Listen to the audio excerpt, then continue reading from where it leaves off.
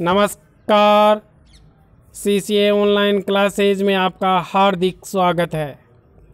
आज हम कक्षा 11वीं के अंतर्गत पढ़ने जा रहे हैं गलता लोहा। इसके लेखक हैं शेखर जोशी।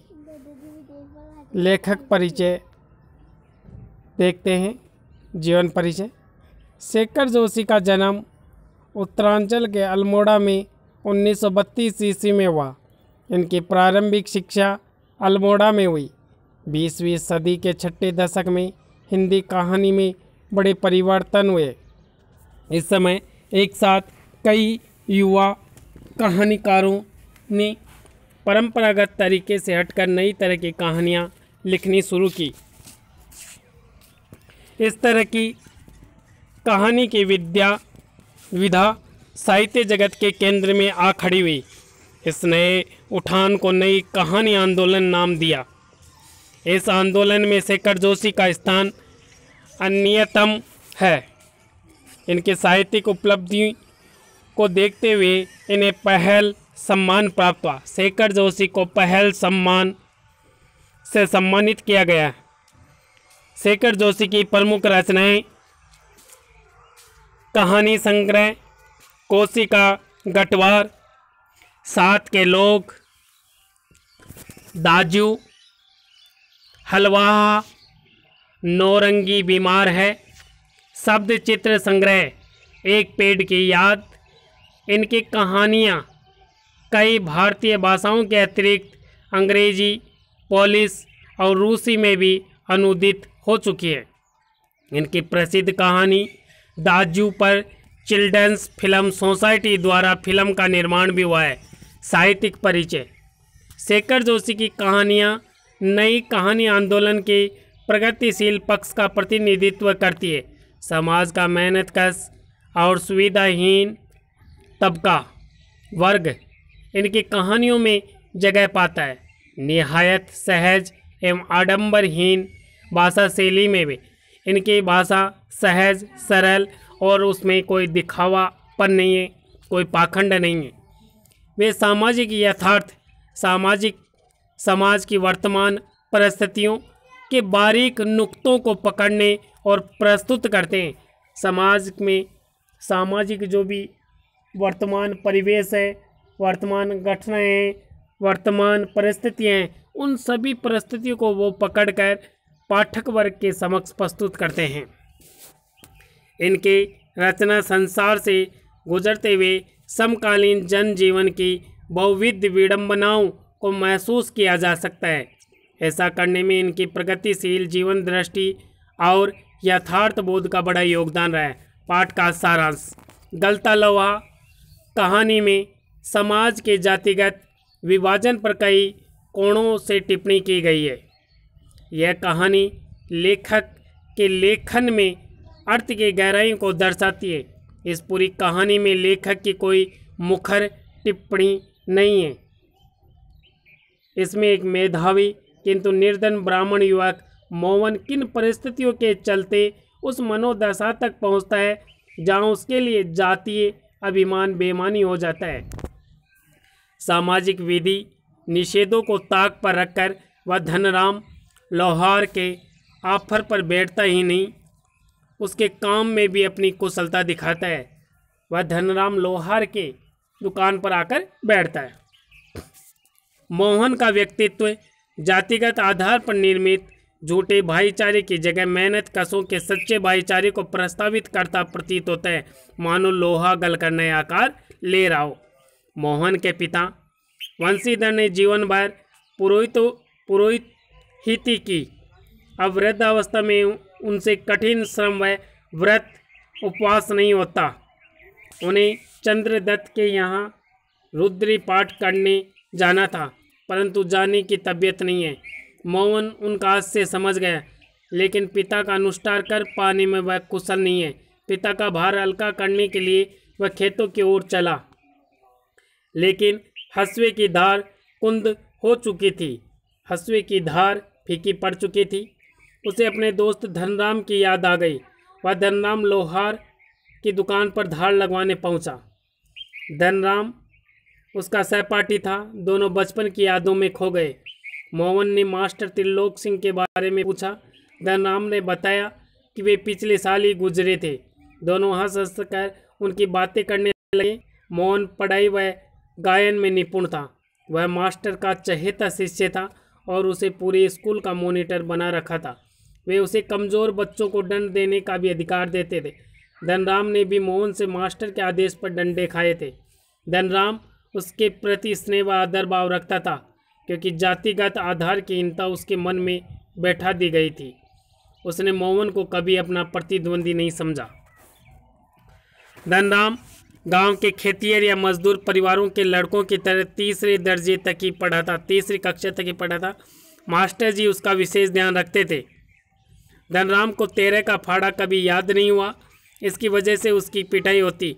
मास्टर जी का नियम था कि सज़ा पाने वाले को अपने लिए हथियार भी जुटाना होता था, अपने लिए डंडा स्वयं लाना होता था। धनराम डर या मंदबुद्धि होने के कारण 13 का पहाड़ा नहीं सुना पाया। किया, तेरे दिमाग में तो लोहा भरा है रे, विद्या का ताप कहाँ लगेगा इसमें। इतना कहकर उन्होंने थैले से 5-6 दरातियाँ निकालकर धनराम को धार लाने के लिए पकड़ा दी। हालांकि धनराम के पिता ने उसे हथौड़े से लेकर घन चलाने की विद्या सिखा दी। विद्या सीखने के दौरान मास्टर त्रिलोक सिंह उसे अपनी पसंद का बैत चुनने की छूट देते थे, परंतु गंगाराम इसका चुनाव स्वयं करते थे। एक दिन गंगाराम अचानक चल बसे। धनराम ने सहज भाव से उसकी विरासत संभाल ली। इधर मोहन ने छात्रवृत्ति पाई। इससे उसके पिता वंशीधर तिवारी उसे बड़ा आदमी बनाने का स्वप्न देखने लगे। पैतृक धंधे ने उन्हें निराश कर दिया था। पैतृक धंधा जो विवाह करवाए जाते थे, पूजा पाठ का जो भी कर्म था, उस कर्म में व्यवधान पैदा हो गया था। वे कभी परिवार का पूरा पेट नहीं भर पाए, अतः उन्होंने गांव से 4 मील दूर स्कूल में उसे भेज दिया। शाम को थका मांदा मोहन घर लौटता तो पिता पुराण कथाओं से उसे उत्साहित करने की कोशिश करते। वर्षा के दिनों में मोहन नदी पार गांव के यजमान के घर रहता था। एक दिन नदी में पानी कम था तथा मोहन घसियारों के साथ, घास खोदने वाले घसियारे के साथ नदी पार कर घर आ रहा था। पहाड़ों पर भारी वर्षा के कारण अचानक नदी में पानी बढ़ गया। किसी तरह वे घर पहुंचे। इस घटना के बाद वंशीधर घबरा गए और फिर मोहन को स्कूल न भेजा। उन्हीं दिनों बिरादरी का एक संपन्न परिवार का युवक रमेश लखनऊ से गांव आया हुआ था। उससे वंशीधर ने मोहन की पढ़ाई के संबंध में अपनी चिंता व्यक्त की तो वह उसे अपने साथ लखनऊ ले जाने को तैयार हो गया। उसके घर में एक प्राणी बढ़ने से कोई अंतर नहीं पड़ता। वंशीधर को रमेश के रूप में भगवान मिल गया। मोहन रमेश के साथ लखनऊ पहुंचा। यहाँ से जिंदगी का नया अध्याय शुरू हुआ।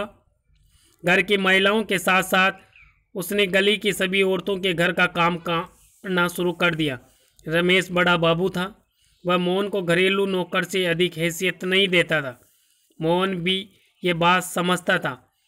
कह सुनकर उसे समीप के सामान्य स्कूल में दाखिल करा दिया गया। कारों के बोझ व नए वातावरण के कारण वह अपनी कोई पहचान नहीं बना पाया। गर्मियों की छुट्टी में भी वह तभी घर जा पाता जब रमेश या उसके घर का कोई आदमी गांव जा रहा होता। उसे अगले दर्जे की तैयारी के नाम पर शहर में रोक लिया जाता। अगले दर्जे यानी अगले कक्षा की तैयारी के। मोहन ने परिस्थितियों से समझौता कर लिया। वह घर वालों को असलियत बताकर दुखी नहीं करना चाहता था। 8वीं कक्षा पास करने के बाद उसे आगे पढ़ने के लिए रमेश का परिवार उत्सुक नहीं था। बेरोजगारी का तर्क देकर उसे तकनी स्कूल में दाखिल करा दिया गया। तकनीकी शिक्षा के लिए वह पहले की तरह घर व स्कूल के काम में व्यस्त रहता। 1.5-2 वर्ष के बाद उसे कारखानों के चक्कर काटने पड़े। इधर वंशीधर को अपने बेटे के बड़े अफसर बनने की उम्मीद थी। जब उसे वास्तविकता का पता चला तो उसे गहरा दुख हुआ। धनराम ने भी उससे पूछा तो उसने झूठ बोल दिया। धनराम ने उन्हें यही कहो, मोहन लल्ला बचपन से ही बड़े बुद्धिमान थे। इस तरह मोहन और धनराम जीवन के कई प्रसंगों पर बातें करते रहे। धनराम ने हंसुए के फाल को बेंत से निकालकर तपाया, फिर उसे धार लगा दी। आमतौर पर ब्राह्मण टोले के लोगों का शिल्पकार टोले में उठना बैठना नहीं होता था। कामकाज के सिलसिले में वे खड़े खड़े बातचीत निपटा ली जाती थी। ब्राह्मण टोलों के लोगों को बैठने के लिए कहना भी उनकी मर्यादा के विरुद्ध समझा जाता था।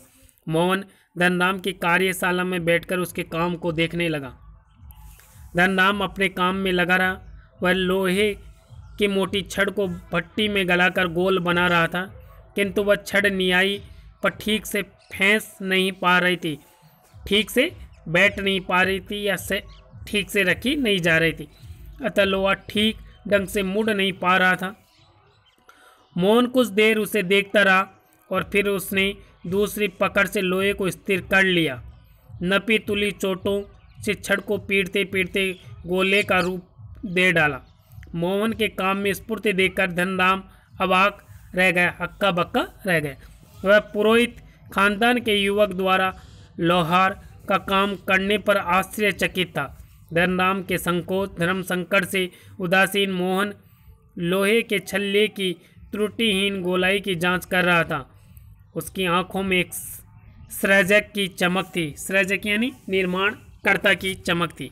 शब्दार्थ: अनायास, बिना प्रयास के, शिल्पकार, कारीगर, अनुगूंज, प्रतिध्वनि, न्यायी, लोहे का ठोस टुकड़ा जिस पर लोहार लोहे को रखकर पीटते हैं, ठनकता, कसा हुआ तेज स्वर, खनक, आवाज़, हंसुआ, घास काटने का औजार, बूटे, वस्त्र, पुरोहिताई, पुरोहित का काम करना, यजमान, पूजा पाठ कराने वाला, निष्ठा, लगन, संयम, नियंत्रण, जर्जर जो कमजोर एवं बेकार हो, टूटा फूटा, उपवास, भूखे रहना, निश्वास, गहरी सांस, रुद्री पाठ, भगवान शंकर की पूजा के लिए मंत्र पढ़ना।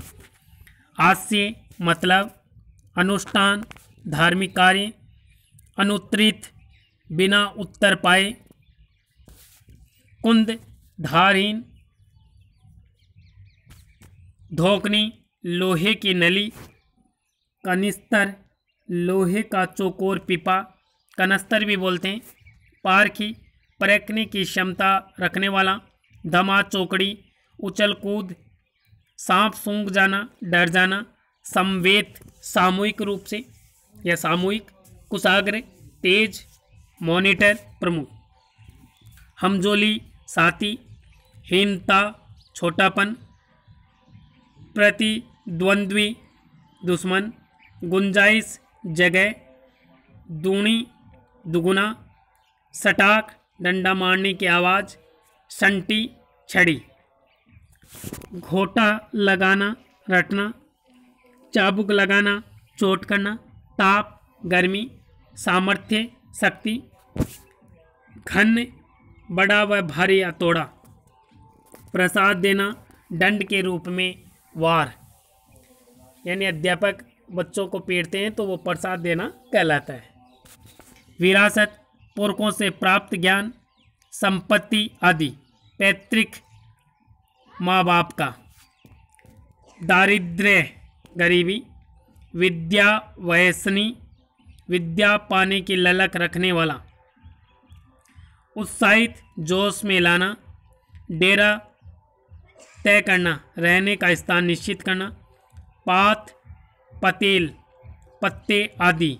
रेला, समूह, बिरादरी, जाति। साक्षात, सामने। हाथ बटाना, सहयोग करना। हैसियत, सामर्थ्य, शक्ति। हिला हवाली, नानुकुर।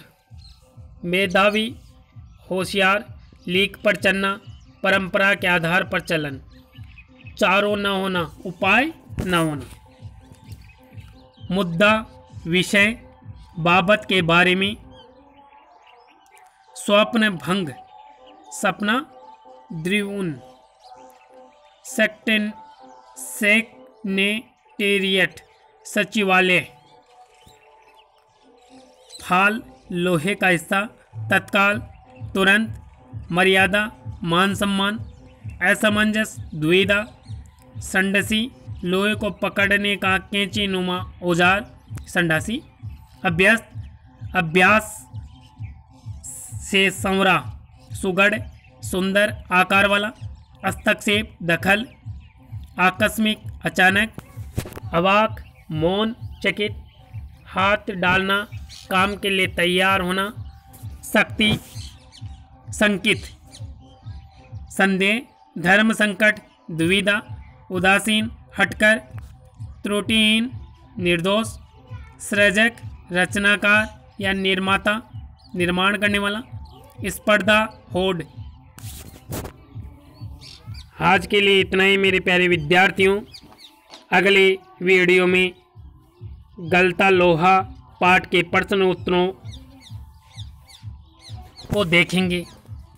धन्यवाद।